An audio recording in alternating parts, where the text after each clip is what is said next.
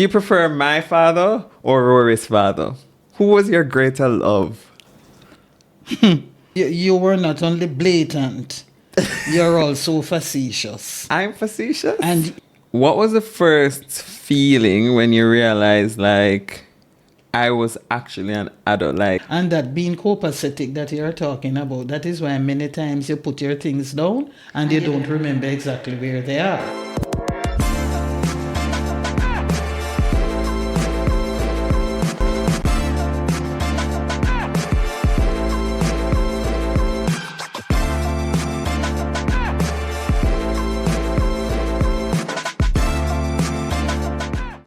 hey everyone, welcome back to another episode of Living Millennially with StefKai. I'm so happy that you're joining me another week, another Sunday at 5 p.m. where we unlock the millennial experience one episode at a time. First of all, I just have to big up everybody who is a part of this whole process. Production, doing this, it's not easy, but you hear about that all in another episode. But thanks for the studio space, the persons who have helped me with that. And also thanks for the decor, one of my friends, Peter Gay. Of course, we'll put her information right there that you can find her. And of course, please subscribe to my YouTube channel. That's StefKai, StefKai. I feel like I'm a YouTuber now, so I need to say I'm on the road to 1,000. So please, guys, help me to get there. And of course, the podcast will be available on all the regular podcasting platforms. That is Spotify, Google Podcasts, and Apple Podcasts. And we're not forgetting our Amazon people on Audible, so you'll get the content there. So we have a very special guest today, backed by popular demand. She's a retired lecturer, teacher, everything. She's my heart. She's here to share today about the experience, that generational gap, what it is like millennials having a boomer parent. We're just gonna have an open and candid conversation. So without further ado, because I don't really mean no one, see, welcome, Mrs. It's Mrs. still? Oh no. Welcome, Shirley Morris. How are you feeling? I'm okay so far, thank God. Smile now, liven up yourself. All right, so we're gonna go straight into the show. So we have this game called This or That, and you just tell me which one you prefer. If you wanna give like a little 5-second explanation, you can. All right. So the first one, you wanna retire in Jamaica or reside overseas? I want to live here. Okay. Would you do over life, or you're content with like all of what you've gone through so far? Yes, and more. You're content? Mm-hmm. Okay, all right, that's fine. Facebook or Instagram? Facebook, definitely. Yeah, because she ever write some sermon. She could have been a social media manager because she take out her book. Anyway, we'll get into that later on. Typewriter or laptop or computer? Computer. We think you're going to say typewriter? No, man. So you're saying you're modernized by now, right? Right. Nobody right. knows typewriter anymore. Step up. Okay. Step up. Beyonce or Rihanna? Rihanna, Rihanna, definitely. More my type. See the press for details. All right. More my type. Let's get to dancing or singing. Oh, definitely dancing without a doubt. And you're the life of the party. Yes. Okay. All right. No problem. And the last one. Do you prefer my father or Rory's father? Who was your greater love? Without a doubt, Mr. Brown, which is Rory's father.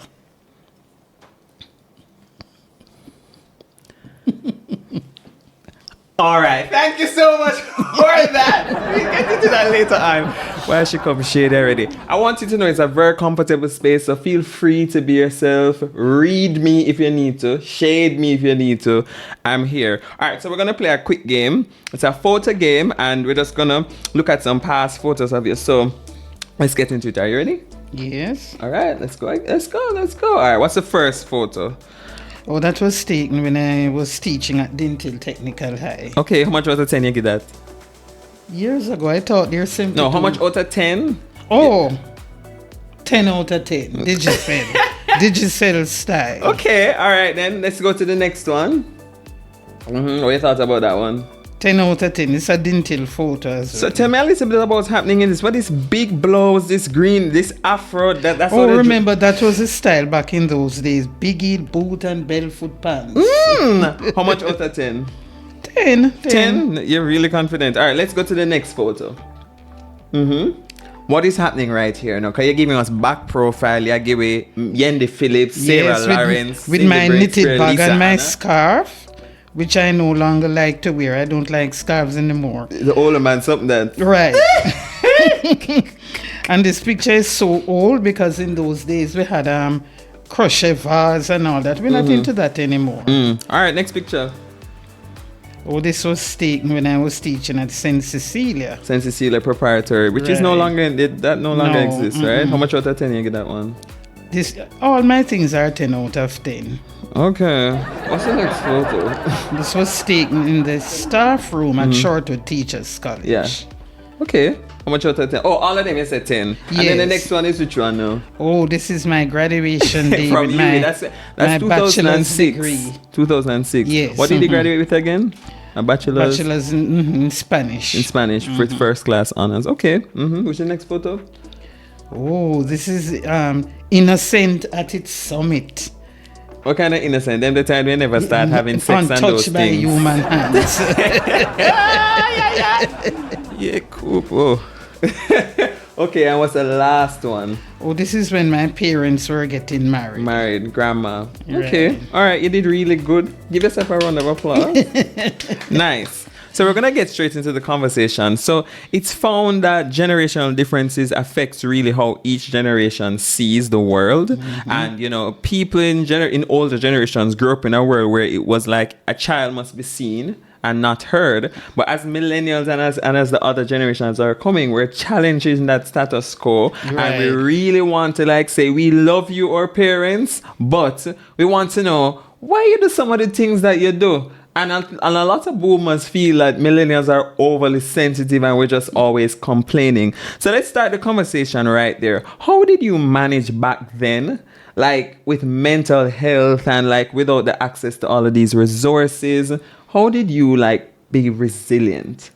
Well, because we were accustomed to that type of lifestyle.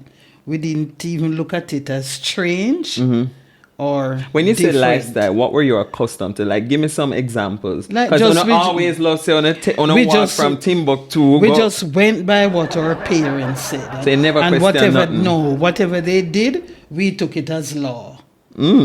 or Right. whatever they did. Right. It was we didn't try to find out if there was any alternative or anything. Yeah. Whatever rules they had, whatever stipulations they laid down. Yeah. We just conformed. Why We though? didn't- Because in our time, that is how I was brought up. You feel I'm defiant? Extremely. You can't say that on the camera and you couldn't say me nice. Why do you feel I'm defiant though? And what is Because the difference? as you have said before, it's a different generation and you people are now more exposed than we were then, and you also have access to millions of things that we never even knew existed until now. So just going back to the first part of it, like mental health. So like weren't you sad, angry? Like how do you manage those emotions in those times? Like if your mother spoke to you and said, "Go sit down right there," so and you felt a particular way, would you go back to her and say, "Mommy, I never like how you"? No. Because I remember at one point my parents were so strict Yeah.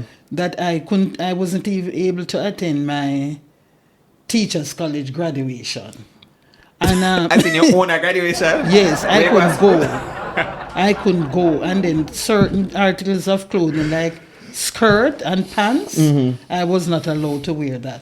But because it is something that was going on for a while, you were defiant, yes, but you kept it to yourself. And sometimes you would cry, but when you're crying and they see you crying, you dare not tell them that you're crying because Me of give you what something was- for cry for? Right. Something that you that's it. tell me all the time. Or you cry?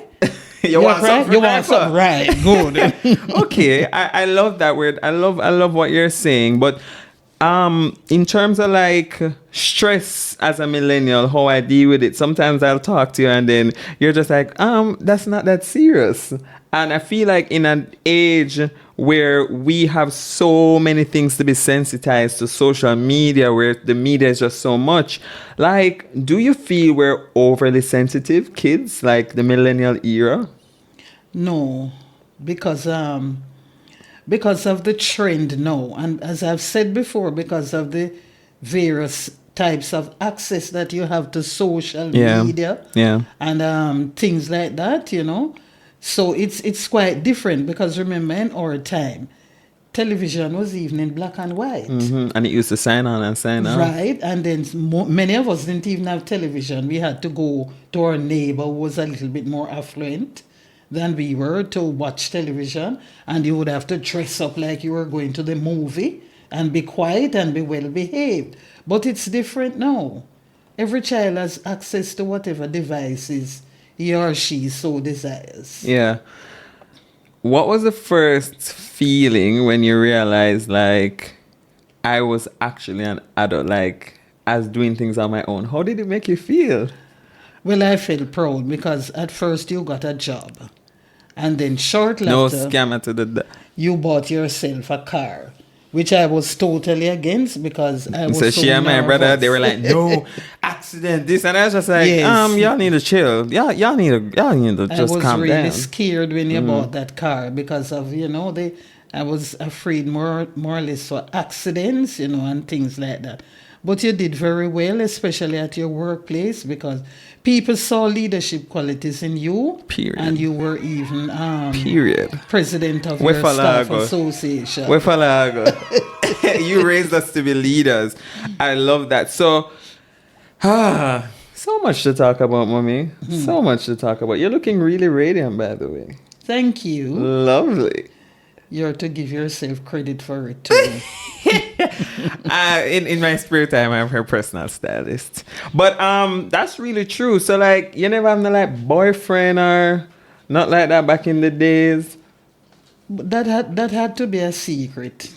I remember once I was talking to this young man it was CAST then, and he came to visit the College of Arts, Science and Technology. And he came to visit me at the home, and he had to stand on the other side of the street and speak to me I had to speak to him from the gate. And when my father saw him, he chased him. I was so embarrassed. Was that Grandpa Keith? Yes. Grandpa Keith did that? He chased him. Oh no. I was really embarrassed, yes. So he was being a third wheeler where I killed the vibes. Okay, that's fine. So let's talk a little bit about accountability and parents, like boomer versus millennials. Like, I don't think we've ever had a conversation where I've questioned your parenting, but I think now that I'm older and I've become more aware of myself, there are things that you do that I don't like, that I will say, oh, mommy, I didn't like when you said that, or I didn't like when you did that. And at first, it was a little bit hard for you to accept, because yes, you're like, because you were not only blatant, you're also facetious. I'm facetious? And you would want to Can we get some synonyms there? You would want to speak as if you are in the parent role, and I am now the child. But I mean, that's really what's happening now. Would you agree or disagree? Both. Mm-hmm. Accountability with parents who are of the boomer generation, I think once millennials say one thing, it like questions their entire parenthood. Do you ever feel like I've ever come for your life where your parenting is concerned, like you did the worst thing, you don't know where I do? No, not really. No. I've always tried to be as good a parent as I could, you know, and especially since I had to raise two boys on my own, I think I did my best. I've made mistakes here and there, but I don't think it was detrimental. What's one mistake that you look back on that you feel like if you could do it over, you would fix? It's kind of difficult, because so far, I think I've had a pleasant lifestyle, especially with the rearing of both you. No, me sound like cow. Say something like bringing up, or brought up something. But I understand what you're saying. But you Rearing, feel... that's a common word. You should know that. You see why I can't bring she on too much, because she just like gonna come for my life, you know. But you're pleased with your parenting. Yes. I can definitely say that I am very happy to have you as my mom. It's just a beautiful experience. We have been through a lot. Yes, a lot. Immensely. We'll talk a little bit about daddy later on and how he comes into the picture. But let's not only focus on the negatives of the boomer generation. We as millennials, I feel that the things we complain about the previous generation is the things that we will do to our kids. So when I have kids, you know, I may do the same thing that you did to me unknowingly. I do applaud and admire your generation's resilience, though. In terms of, like, for you raising two boys really without fathers. What was that like? Well, I tried my best and I made several sacrifices. And I don't regret making those sacrifices at all. And that is one of the reasons why I pursued further studies so late. Because my motto then was, since I brought them into the world, I'll have to take the very best care of them. They are not responsible for being here. So it is my responsibility to do the best I can with or without help. And that was exactly what I did. I like how you touched on that, the responsibility of us not bringing ourselves into the world. But I also feel like something that growing up, like my friends and I talk about sometimes, we feel like because our parents give us housing, clothing, food, you know, we should just accept everything that happens. What is one of like the striking in the middle, you think, of like millennials and boomers just meeting to have conversations, to talk about things that affect them, but also being respectful? Like, what are some of the advice that you would give? Well, it depends on the children that you have. Yeah. Because some kids are quite understanding. You think I'm an understanding kid? Yes. Mm-hmm. Some are quite understanding. And at times, they will show you things, like, for example, you will tell me when I'm wrong, which most times I don't admit to anyway. Which most times what? I don't admit Talk louder, to we can't turn on the volume. I don't admit to being wrong. Feature of boomers. It's you really help, and Rory does that too. And they are also very protective. For persons maybe wondering who Rory is, Rory is my brother. We're 10 years apart. So I just turned 30, he just turned 40. So you will hear me referencing him a lot. That's who he is. Yeah. Why is it that you don't want to admit that you're wrong, though? Is it... What causes that sometimes? It's just that sometimes we don't want to openly admit that we can be wrong. We know we are wrong, you know, but we don't want to openly admit that we are wrong. But...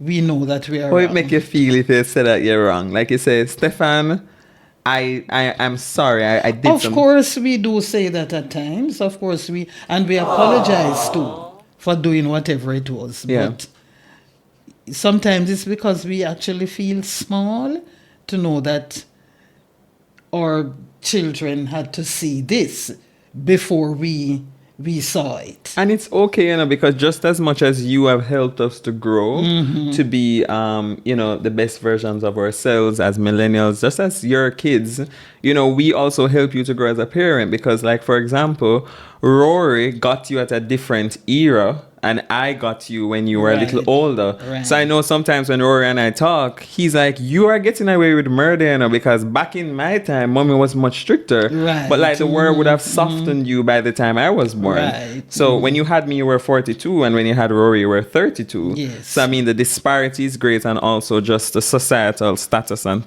things like that. And as you get older, you garner more experience. I like that. Say that again. As you grow older, you garner more experience. So things you did back then, and remember, the world changes. Yeah.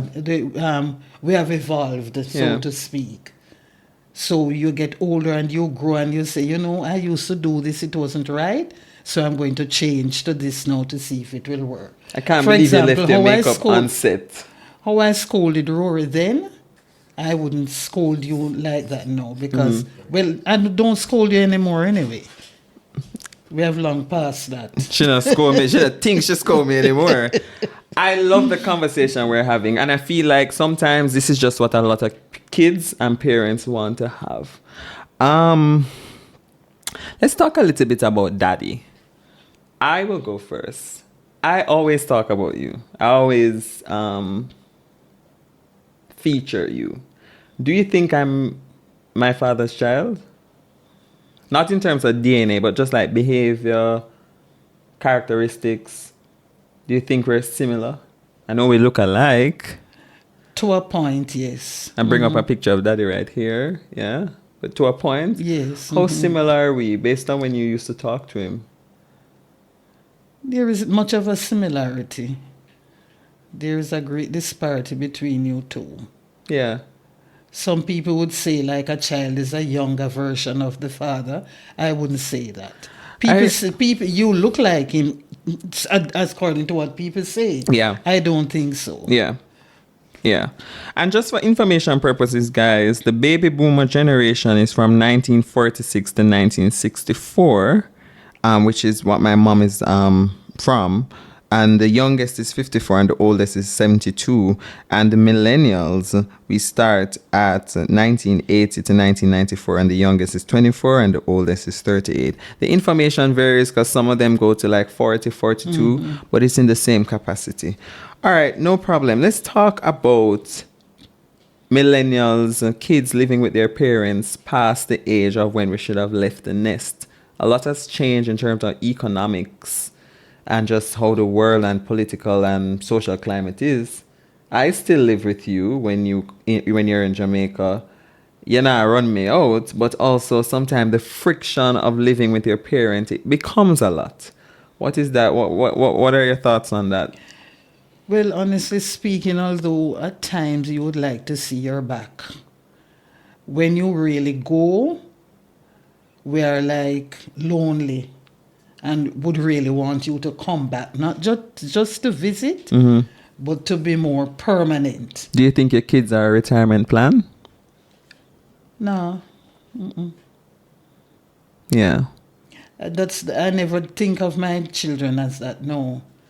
I'm always independent and I do things to ensure that in the future I'll be fine. My greatest problem now is just being alone in the house. But if they're nearby, if they move out and they're nearby and they keep in touch, I'm fine. Hey guys, let's pause for a quick second to look at a video with Dr. Shefali and Oprah on Soulful Conversations. You say one of the goals of conscious parenting is to become irrelevant. What do you mean by that? Irrelevant to your children. I know this is hard for a lot of people because nobody wants to feel irrelevant.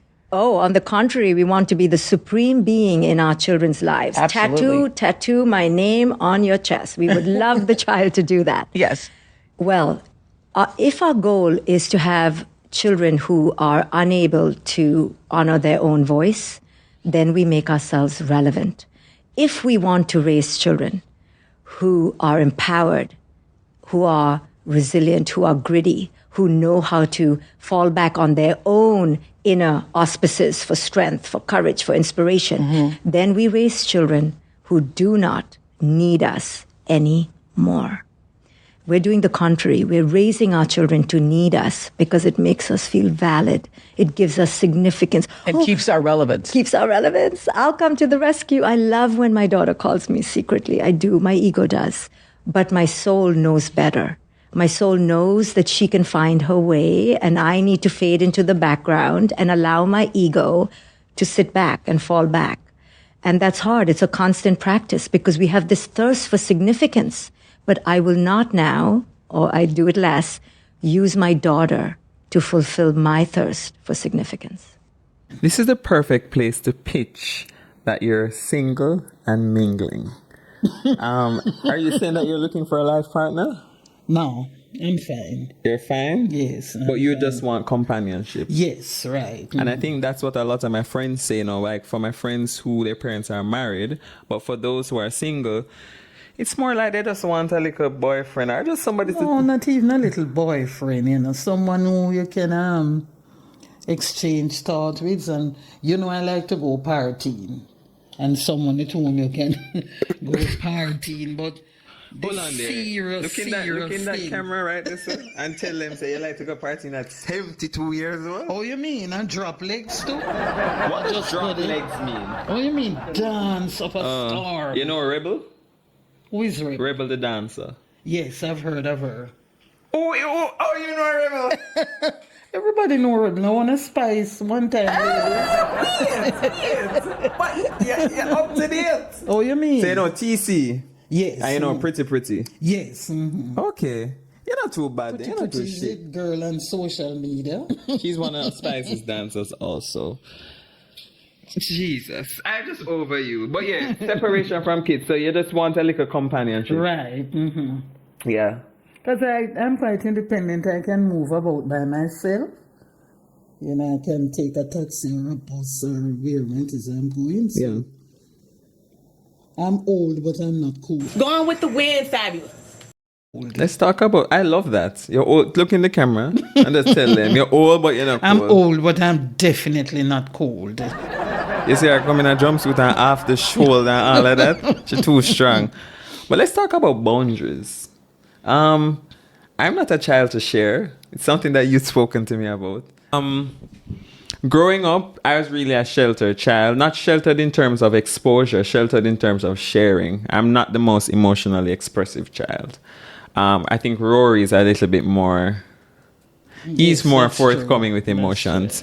But growing up now, I've realized that I'm sharing more with you, but I used to keep a lot of things private. How do you feel about that, like the transitioning in our relationship where I'm coming to, like a little sister more than a mother? Well, both of you are like Fix your mic, mommy. Just put it in front of you a little, yeah. Mm-hmm. Both of you are like that because Rory doesn't talk much either. And he keeps many things to himself, just like you two. But now he's becoming more open, still keeping back a number of things, but at least I'm hearing some of the problems and I'm being asked advice on this and that and the other, and it's a good feeling. It makes me feel that you guys now have more confidence in me. It's not that we never have confidence in you, but parents worry. So even if me tell you, like, me get one paper cut at work, I'm a born warrior. by the time you reach home, I'll never forget the time when you heard that one of our church sisters passed away. And for the whole night, you wrap up in a sheet, my time soon come. For the whole time. You're just one drama queen. Yes. Do you have regrets? Like, I've always known that you wanted to do like drama and stuff like that. Still want to pursue that? Well, that's the only thing I'm sorry I didn't do in my earlier years. I love drama. I'm a natural dramatist. But now that I'm getting on in age, I think that's something I'll have to put in the back of my mind because I'm not going to remember lines. Listen, because sometimes we practice song and trust me. But let's just go back to like living together, millennial versus the boomer. Like a lot of times I like a minimalistic home, which means not a lot of furniture, very bare, but still very aesthetically pleasing. You like the couch from Masrai around our back, the ratnat, the figurine, everything you want in the house. Every time I go overseas and I come back, it's a whole nother layer that you've added. And do you think that's one of the friction between us? Yes, and that has something to do with my personality. If the place is Are you a bare, hoarder, mommy? No, I'm not a hoarder. If the place is scantily furnished, I feel afraid. And that is why I have all these paraphernalia and all these fandangles. Because when it has so many things, I feel as if I have company. If it's minimally furnished, I feel as if there's a void and I tend to get nervous. So the more things I see, the more I feel that I'm okay. Whenever I'm overseas, do you feel lonely? No, because I talk to you very often. And I please put it out there, ensure that you're taken care of. Oh, please. She not give me my props now, just so she stay. But I can understand that.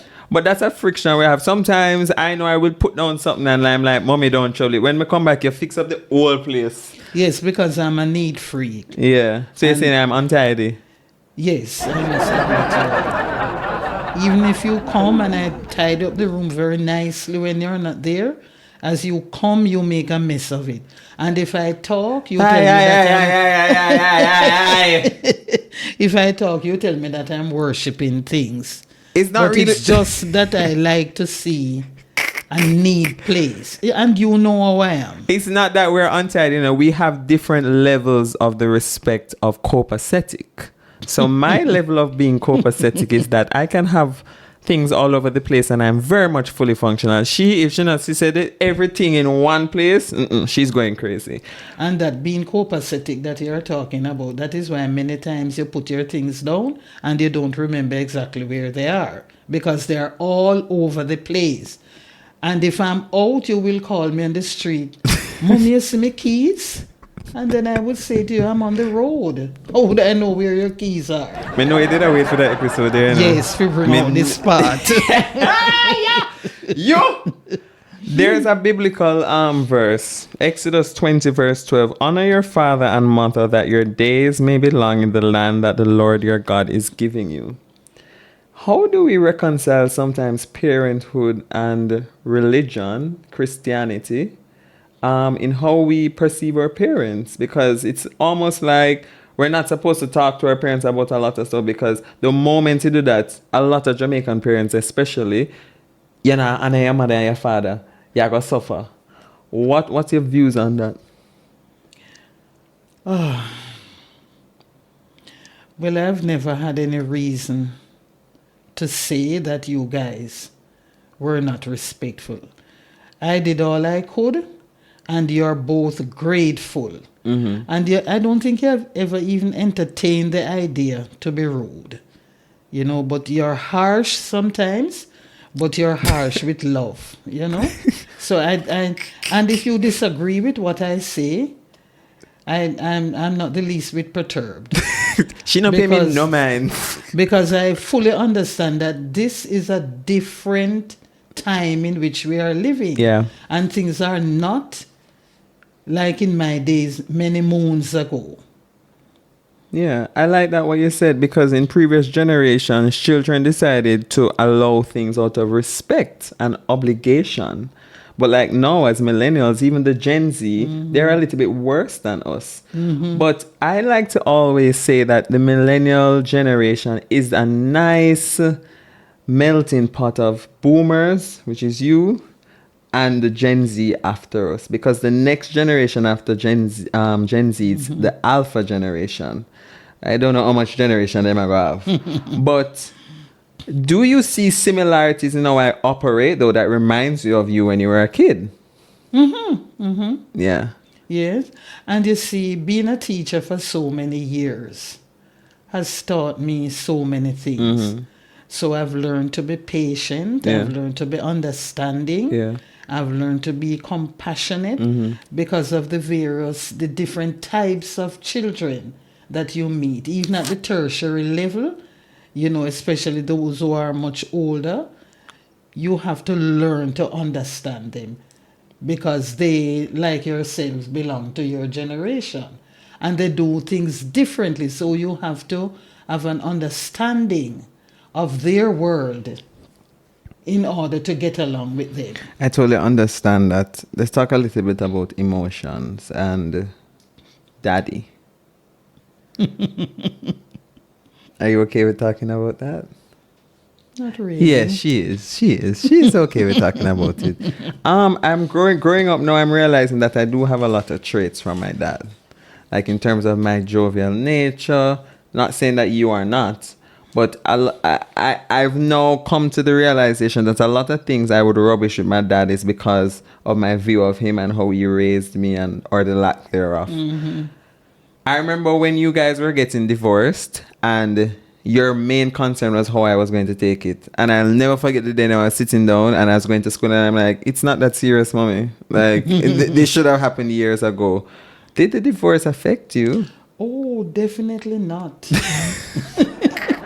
I was so happy to get out of that relationship. It wasn't a physically abusive relationship. It was more mental than anything else. And there were several things that I could not do then. For example, it was a problem for me to pursue further studies. And that was the thing that really hurt me to the very core, because I wasn't satisfied with the level of education I had at the time, and I wanted to go further.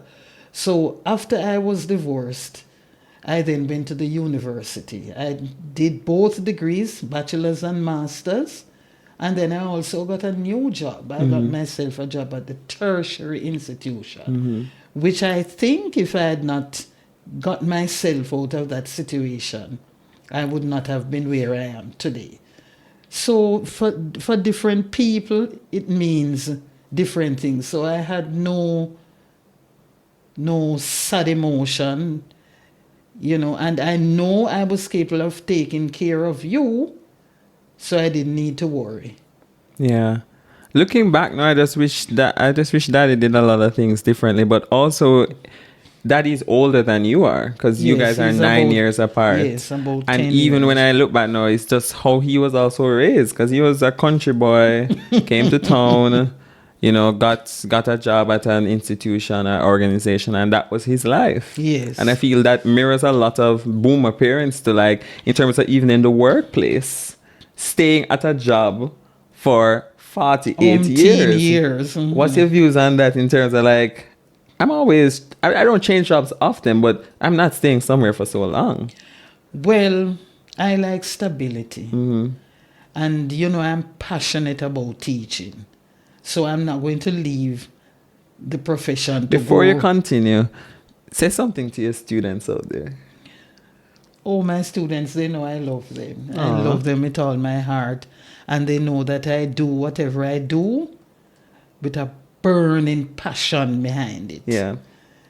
My students, I love them. Just recently, the batch from Dental Technical, the 1977 batch, they had an award ceremony for us. What is that? I really appreciated the gesture. And teaching, to me, I was in it for the outcome, not for the income. And when I Say that again? Yes, I'm a teacher who is in the I was then, because I'm retired now. I was in the teaching for the income, the outcome, not the income. So the financial remuneration didn't matter to me much. I just wanted to see my students do well. And I'm proud of all of them. Most of them, especially from the Teachers College, who are now teachers of Spanish, they are doing extremely well. The financial what? Remuneration. Okay. And that is what makes me feel happy. Not the salary I get, because I would have left long ago. So that's part of the reason why you stayed so long in the Yes, profession. Because remember, I taught at one school for 30 odd years. 30 odd years? 30 That's like a odd whole years. child. Right. I taught at one school. So you for feel like 30 we're odd too years. flippant in changing jobs, like millennials? Not really, because you people are after money these days. So if you find a job that pays you more, you're gone. Listen, because let me tell you something. When from before 5 o'clock or my 4:45, everybody may go in a bathroom. Come have to take Yes. 15 minutes, figure out a bathroom, and then I'm out through the door. I've learned from you, though, my work ethics. I've really adapted and adopted that from you in terms of changing it to how I operate. But you are really a phenomenal woman. Yes, I just love my job, and I stayed in it. Even when things were hard, I remember times when I used to go home and cry when I had difficulty with students not getting a particular, because, I taught Spanish and English, and those two were not the easiest subjects, Yeah. And I remember I tried ways and means to get them to do the things, They didn't all do extremely well. Yeah. But at least some of those whom I sent up for exams, they were successful. So today's people, I notice, they want a job with flair. And a job that comes with a lot of cash. What do you think about like YouTubers, influencers? Do you think those are real jobs? It depends on how you look at it. I know I wouldn't be in that. But it's one of the up and coming things Yes, where, right. well, not up and coming, it's very established Right, because right. I went to school and do degree and all of that, and a lot of these persons who I call them social media personalities, they're making way more money much than me. more money. Yes. Yeah, they're making it me all, more. It all depends on your life and what you really want to do. I wanted to be a teacher. Are you? Whether for any reason in particular, I just wanted to be a teacher because teaching is what I do best. Yeah.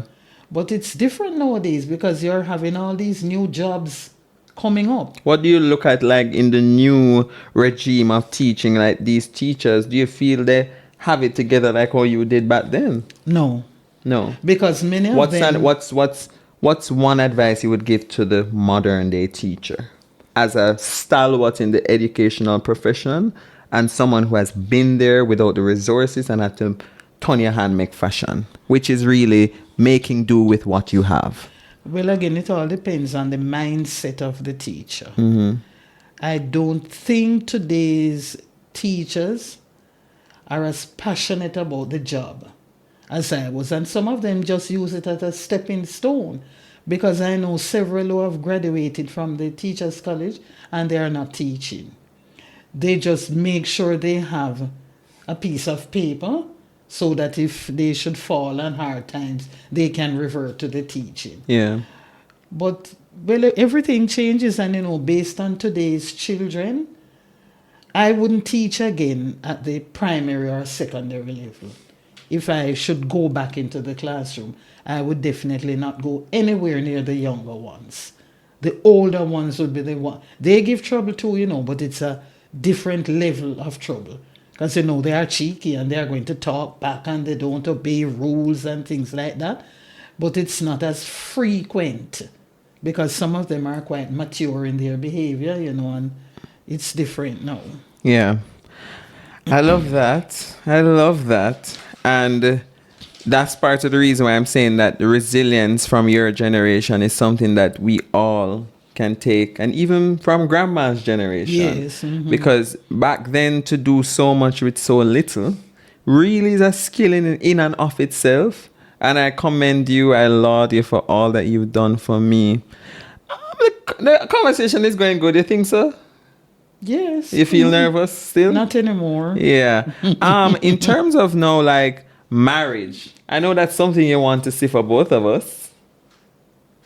Are you one of those parents that force their kids to get No. Okay, because that's something else. And I think it is quite out of place when people would ask about your children, my children, for example, and they say, they're married yet? You not get no grand yet.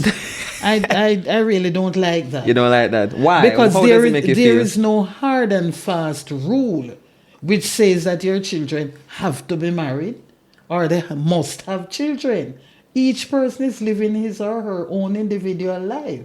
Suppose marriage is not in your DNA.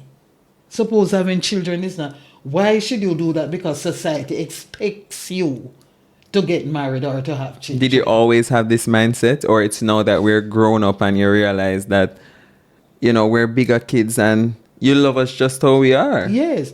And then again, remember, I always say to my friends, when they come with the grandchildren, if they come with them, they should come prepared to take them back home with them. Don't leave them here because this is a hot grandma. So you're a grandma. Right. You're not a grandma. No. So they come with them and they take them back home with them. I like that though that you said that, because even in my professional capacity, working with victims of domestic abuse, that's one of the things that come out where some mothers encourage the the child to stay, or the wife to stay, because the man is providing for them. Right. So I do believe that Right. at time our parents can enable us Right. to do the wrong thing, and because we to do the respect things you, that are going to be detrimental to you in the long run. do you feel like you're living life through my life? Yes, kind of. I've come to accept what is happening in today's world. Yeah. You come to accept. Right. And I just say, well, a young people time. Young people time. Yes. I love that one. We're almost going to wrap up, Mommy. But before we go, there's something I've always wanted to talk to you about. Like people ask like how you maintain this image, this look. What's the ingredient? What do you do? Like, why have you managed to look this good At this age, at this age? as I always say, clean hands and pure heart. When I go to bed at night, I go to bed feeling complete. I don't have anybody up in my heart, and I don't take on stress. If I should owe some money and I can't pay it, I don't stress about it, because stressing about it will not make you be able to pay. So I just try to live as stress-free as I can. Yeah, that's a good thing to say. We're in the millennial mindset segment. And this segment is where you just talk to millennials, give them advice, something that is a pocket of sunshine that they can take away from this episode. What do you want to say to them or apologize for on behalf of your generation, or just give them encouragement to go forward? Well, first of all, I would apologize for trying to make our children live our lives. Because sometimes you have a child and you're a doctor and you want the child to be a doctor. I'm healing. Where's Ayanla? I need to speak it into the ground. She just said something I needed to hear. And if the ideas that we have for them, we want them to be this and to be that. I would just advise young people to live their lives as they see fit and live a life pleasing to God, not pleasing to man, because it's really God that we should aim to please in the long run. Yeah. And that's your advice to them? Yes. That was the millennial mindset moment of the episode. I'm just really happy that I have you here sitting with me. A lot of people have lost their parents, and I'm blessed to say that I have a 72-year-old mom. A lot of times people ask me like, why is it that I'm broadcasting her age and all of that? And I say she's very confident in her age. Why are you so confident? I'm never ashamed of my age, because the Bible says we are allowed to live 70, and I have gone 2 over that. And I am proud of my age because I don't look that way. Because I remember when I was much younger, if you heard of a person being 40 or 50, you would say, gosh, that person is old. But now that I've reached this stage and I see that I'm 72 and I look nothing like 72, I feel good. So I'm never ashamed of my age. Clean heart, pure hands. Clean hands. And pure heart. And pure heart. Mm-hmm. He that hath clean hands. That's actually a song that we sing in well, I mean, like, I think it's in the Bible too. Yes, it is actually. Mm-hmm. He that hath clean hands and a pure heart. Yes. Mm-hmm. But as we close out, what's your final take on just this millennial experience? Having 2 kids that are on different spectrums on the experience, and you know, as somebody who is fully retired, to encourage those other parents now to do stuff for themselves because you've raised kids that can manage. Well, I would encourage parents that after they have lived their lives and they have embarked on their retirement, they just need to do things to keep their minds occupied. Mm-hmm. Because it's going to be hard just sitting at home doing nothing, because when your brain is idle, that is a time when things negative come into your space, you know. So just keep your brain occupied, read, do some exercise, do some gardening, volunteerism, you know, volunteer to do something in your community or something like that. Thank you for being here today. It was a pleasant conversation. Thank you guys so much for joining me on Living Millennially with StefKai, where we unlock the millennial experience 1 episode at a time. Remember to subscribe to my channel, StefKai, on YouTube. That's StefKai. And of course, the podcast is available on all the major podcasting platforms. That's Google, Spotify, Apple, and Audible for my Amazon peeps. I just want to say this before I go. I'll always be here with you. Thank you, my son. Thank you, guys. Bye. Say bye now. Adios. Bye, guys.